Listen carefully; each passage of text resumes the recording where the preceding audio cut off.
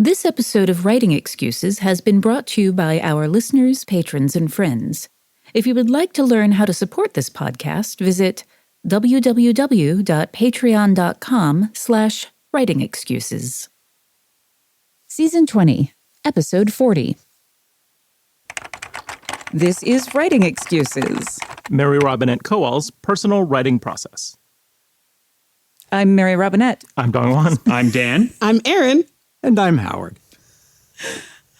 So we had this thought. I hear a lot of people say, but what is your writing process? And ask successful writers, people who are published, what is your writing process? As if it is a key to being able to write. The idea here is that you're going to hear from each of the hosts. We're going to tell you what our personal writing process is. The other people are probably going to look at us like, that's what you do? And the idea is that the only important process is the one that works for you, and that's going to change over the course of your career, over the course of the project that you're working on. So, and by way of clarification, when we say you're going to hear from each of the hosts about this, on this episode, we're talking about Mary Robinette's writing process. And each of us are going to point fingers and say, but how can that even work? Because I do not know how that can even work.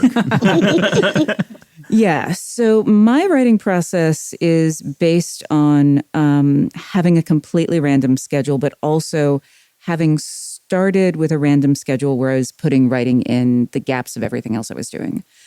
I started writing novels sitting in a white cargo van in a passenger seat, writing longhand while I was on puppetry tours.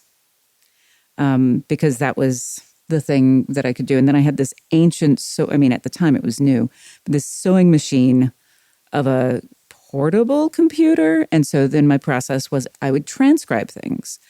The idea of doing that now seems like, how did I even? But the kind of lingering effects of that is that I tend to write best in transit. Still, I love writing on an airplane. A train is amazing. And then at home, my writing process used to work best when I went to coffee shops, and then pandemic completely interrupted that. So for me, I've gone through phases where I'm like, I will write every day and I will have this word count. And now it's much more of a, I am having a reasonably good brain day. There are, this is a day with fewer distractions. Some of the things that have shifted in my life is that I've had to do a bunch of elder care. So I went through a phase where I felt like every time I sat down to write, that I would in some way be punished for writing, not by someone in specific, but that if I sat down to write, my mom was going to fall. And so I started to develop this real avoidance of wanting to get into the mode because something traumatic kept happening. So where I am now with my writing process is that I am trying to retrain my brain I'm trying to retrain myself to work with my brain because I have an understanding of the fact that I have ADHD, I have depression. I didn't know those things when I started writing. And so I'm trying to learn how to trigger hyperfocus on demand and how to turn it off, or how to be okay with having hyperfocus broken. So a lot of my writing process now is, using binaural sound to say, oh, this is writing time, or making sure that I have lined up dates with other people. So there's a lot of hacking of my brain that goes on, but people will ask me, what is my writing process? I'm like, it is completely chaotic and gremlins. Right out of the gate, I love this because one lesson that gets taught all the time, and I hate it, is that you have to write every single day if you want to be a real writer. And that's not how you work. That's not how I work either. And being able to recognize, well, this is a good day, this is a good time, and other days and other times you might have something more important to do. And that's okay. It doesn't make you a bad writer. It doesn't make you an inherently unprofessional writer. It's just how life is sometimes. Yeah.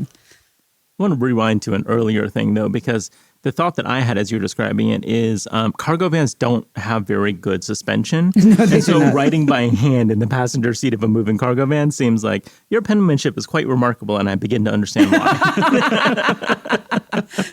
Yeah, I didn't actually think about that. Something that you said, Dan, about the writing every day reminds me of a thing that I learned for myself, which is that there is value in saying I write every day for me, because one of the things that I struggle with is executive function.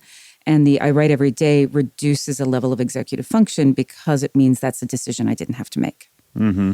So I've definitely, and I've preached this on the podcast. You know, I try to write three sentences every day, and that's actually not true for where I am right now. I don't actually do that, but that does make it much easier for my habit to be, I have some free time, I'm going to go on Instagram rather than I'm going to sit down to write. And so that's a lot of what I'm trying to balance, is learning how to reshape habits so that I lean towards, oh, I have free time, I'm going to write, which is what I used to do. Like my second novel, I literally wrote like probably half of it using a Palm Pilot and graffiti on the New York subways. I was just fitting it into the cracks of everything else I had to do. And now, like, I can arrange my schedule so that I can write anytime I want to, but like, I have cat videos to edit.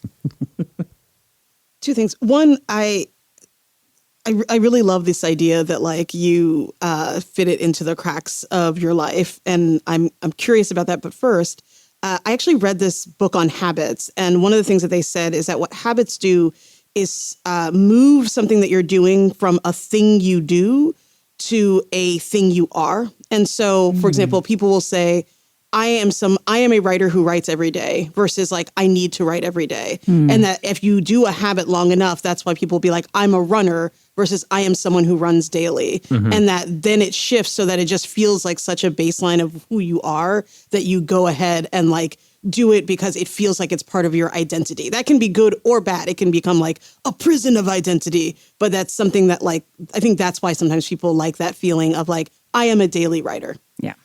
The way I think about it is the difference between a habit and a practice, right? A habit is something that, you know, you feel you need to do every day. It's on your calendar or whatever it is. And if you fall off of that, then it feels like a failure. And I think that failure state often prevents people from returning. Versus a practice is something that you're always working at, right? You're not expected to be perfect at it. You try to do it every day, and then tomorrow is always another opportunity to be the person that you see yourself as, right? So I am a writer. I practice writing.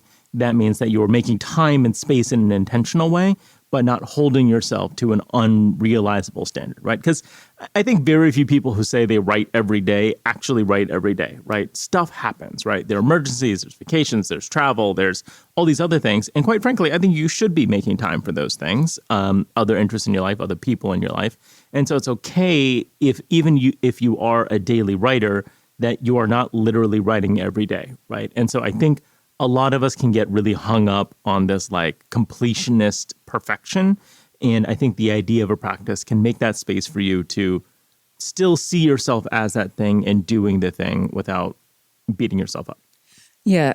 And I have some other ideas about like some of the ways that I have found to go in and out of a daily writing practice. And I will talk about those more after the break. If you've spent any time around me, you've probably noticed that coffee is very central to my life. I'm rarely far from a cup of, frankly, whatever's available. But while I'll take what I can get, I do have opinions, strong ones, about what makes a great cup. If you haven't tried an AeroPress coffee yet, you're in for a treat. AeroPress uses a completely unique brew method, and because of that, you get a completely unique and exceptionally delicious cup of coffee that you can only get with an AeroPress. As someone who's on the road a lot, it's a great solution to get consistently great coffee where you usually can't get it. Hotel rooms, road trips, camping, backpacking. I've taken one lots of places. It's lightweight, easy to pack, and sturdy. But more to the point, it makes consistently great coffee that lets the lighter notes in the beans shine through. It's a little bit like a pour over, a little bit like a French press, and a little bit of espresso. If you like a lighter or more complex roast, an AeroPress is a great solution at home or on the go. AeroPress is shockingly affordable, less than $50, and we've got an incredible offer for our audience. Visit aeropress.com/WX. That's AEROPRESS.com/WX and use the promo code WX to save 20% off your order.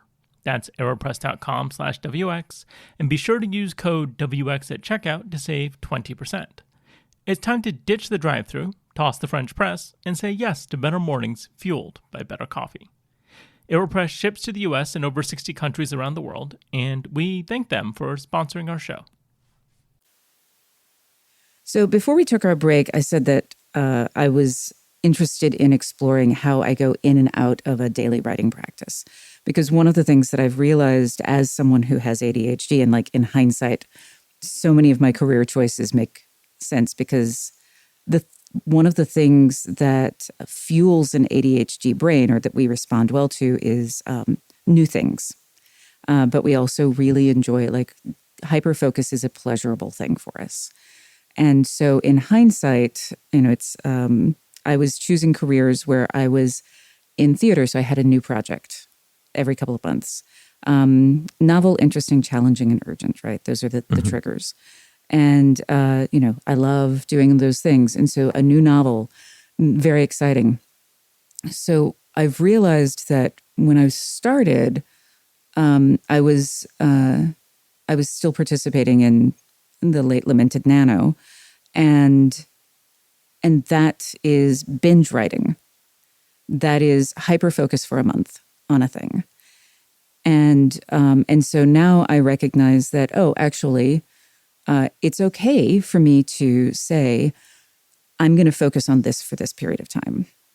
But if I'm in a situation where I have to switch tracks, that I have to be able to learn how to take myself in and back out again for that. And so one of the things that I've been working on is micro sessions. Because I think one of the things that happens to someone who enjoys hyperfocus is that you think, I'm going to get into that and I'm either going to be punished because I will miss, I'll be late to do something else, or someone's going to interrupt me and that'll be frustrating. And so I've been doing, setting timers and saying, okay, 5 minutes. And that will just, it's like, look, I got a lot of words done. I can do this in a 5-minute burst. And then kind of building up. So that if I've been in a phase where I haven't been writing for a while, I can ramp myself up into it instead of having like a day where I'm like, okay, it's time for me to write. I'm going to write 2,000 words because that's what I write when I'm writing at pace. And then I'm exhausted because I haven't been writing daily. And then I don't write. So like learning to use these micro sessions to ramp up has been helpful. There's this famous object lesson involving a mason jar and eggs and rice, in which you want to get everything into the jar, and if you pour the rice in first, there isn't room for the eggs. Mm-hmm. You put the eggs in first, and the rice will fill the gaps. And the object lesson is find out what's important to you, put the important things in your life first, and then let everything else fill the gaps. And what you've described with some of the catch-as-catch-can writing process is learning to, and I'm going to extend and then break the metaphor because I'm me, learning to be the monk who can write on a grain of rice, turn your writing process into something that can fill the cracks, that can be on the grains of rice. Sometimes you want it to be an egg. Sometimes you want to block out 4 hours and just write, but you have to have the ability, I say you, for your process, you have to have the ability to write on a grain of rice on some days. Right. And so that is actually part of the thing, is that when I have a deadline, which is, again, triggers the urgency thing, it's so much easier for me to do time blocking and stick to it. Otherwise, I'm very likely to block things out on my calendar and then be like, oh, well, we can move that. Mm-hmm. Thinking a lot about the cracks and you writing on the modes of transit, which I think is fascinating as somebody who has occasionally like written on the subway. And what I wonder about this is like, there's so many interruptions. Like, so being on any form of transit, like at any moment, like things could be happening, a road sign, a thing, but it's like things that you anticipate happening. So it's like an interruption that sounds like it's like an interruption that you have some internalized is going to happen versus an unexpected interruption. Do you know what I mean? Yeah. Like, and I'm wondering like if that's something that you've played around with or thought about. So I think that the interruptions that happen in modes of transit are either things that you're expecting so you can plan for them because I know my stop is coming up, or they're things that you don't actually have to engage with. The interruptions that I was dealing with were things that I had to engage with. Like my mom passed in 2023. We live in a basement apartment. There are 3 dogs. I hear something hit the ground and I still have this trauma response of I need to go deal with that. I'm like 100% don't. The dogs are fine. So I think some of that is the difference between interruptions you have to engage with and the ones you don't. But I think the other thing that, again, in hindsight was happening for me was that there was just enough white noise, just enough stimulus happening either in the train or the coffee shop that I had to focus harder. And that made it easier to ignore all of the other chat. Like in the process of I have to ignore all of this other stuff, it made me also ignore all of the other random chatter in my brain, because I had to focus to block everything else out. Well, one thing that's interesting, and I was thinking about this as we're talking about, the fitting the writing in the cracks, but also your life is very demanding, right? There's a lot of travel, there's a lot of interruptions. And so the question I had was, how do you defend your time? And as you were talking about this last bit, I realized, travel, because it's this liminal space where you're sort of, how you walk into an airport and suddenly all societal rules are off. Like you're like, I can have, lunch at 9 a.m. and you see people drinking like 3 martinis and you're like, what is happening right now? It's breakfast. It's breakfast, right? But there is this thing about like airports and planes and trains and subway where because it's like dead time, you're in between other things. Yeah. No one can actually really interrupt you in that time because you're traveling. Yeah. You're free in that space, right? You're protected. So I could see with how much you travel, like lets you have this sort of defended space. But when you're at home, do you have strategies for protecting your time? How are you keeping all the daily demands of your life a little bit at bay for like these 20 minutes, this 2 hours, whatever it is? No one can schedule a meeting with me before noon. Except in very rare occasions where it's like a time-sensitive thing, and that's, and even then I'll have let my assistant do that. I don't get to make that call because I will give my time away. And no one can make a meeting with me after 6 p.m. So I have these windows in which meetings can happen. No one can make a meeting with me on Thursday, Friday, or Saturday. And so those are some things that I've done to try to carve out a little bit more time. I also, this is ridiculous, but but it has worked.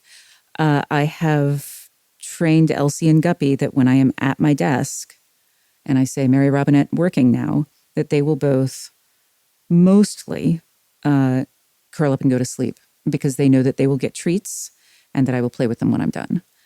And that has made a huge difference because as much as I love the fact that I have taught my cat to talk, she is a toddler and needs a lot of attention. But those are things that give me the ability to have space to write. The person I have to defend my writing space from the most is actually myself. Mm-hmm. So say that again for the people sitting in the back. The person I have to defend my writing time from the most is myself because I will give it away. I will think, I can do it later. I will prioritize other things. So I have found that the best practice for me is that I get up in the morning and when I manage to do this, I have a really good day. Or I'm already in a good brain space, so I'm able to do it. Cause correlation, who knows? Mm-hmm. But I write down, these are the things, the time-sensitive things that I have to do today. Here's the places I need to be. Here are 3 tasks that I'm going to try to accomplish. And if I don't write down writing is one of those 3 tasks, I have effectively given my time away. But then I do a timeline for myself of what I'm going to be doing. So what I'm basically doing is I'm clumping my executive function at the beginning of the day when when I have the most of it. So that when I finish a task, I can look at my notebook and go, oh, now I'm supposed to move to this, move on to this, now I'm supposed to write. And reframing it as, I just said supposed to, I've been trying to reframe it as now I get to write. Because supposed to comes with a certain amount of shame and guilt if you don't do it. So now I get to write. And then I have a couple of things that I only get, like I have this candle that I love and I only get to light the candle when I am writing. I have a playlist of music that I really like, but I only turn that playlist on when I'm writing. So I have a couple of things. And then there's usually the other thing that I have found that works very well for my brain is to have another piece of writing that is my reward for finishing this piece of writing. It's like, once I finish this, then I get to do that.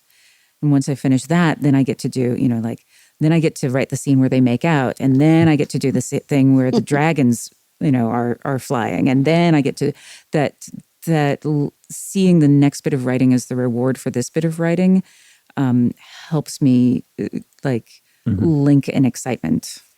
The thing that I really love about this, and I suspect that we will find it is true for all of us, is that your writing process is continually evolving. Yes. It's not one thing that works for you.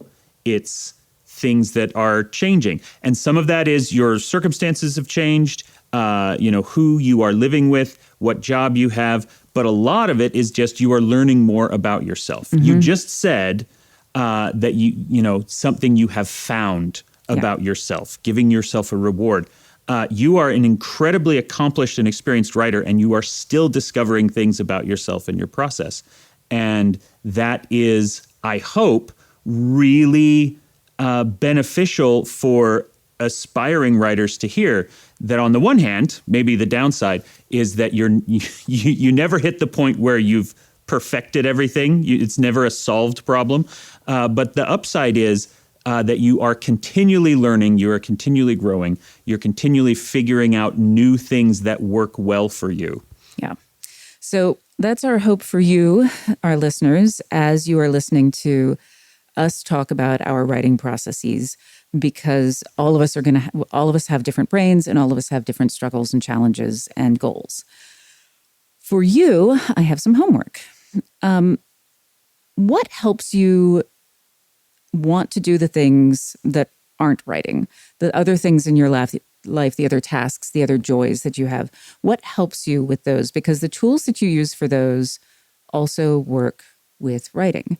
So is there anything that you use, like, is it lists? Is it spreadsheets? Is it, body doubling? What is it that helps you want to do something? And can you use those same things to guide your writing process?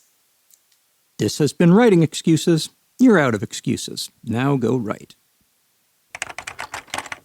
Writing Excuses has been brought to you by our listeners, patrons, and friends.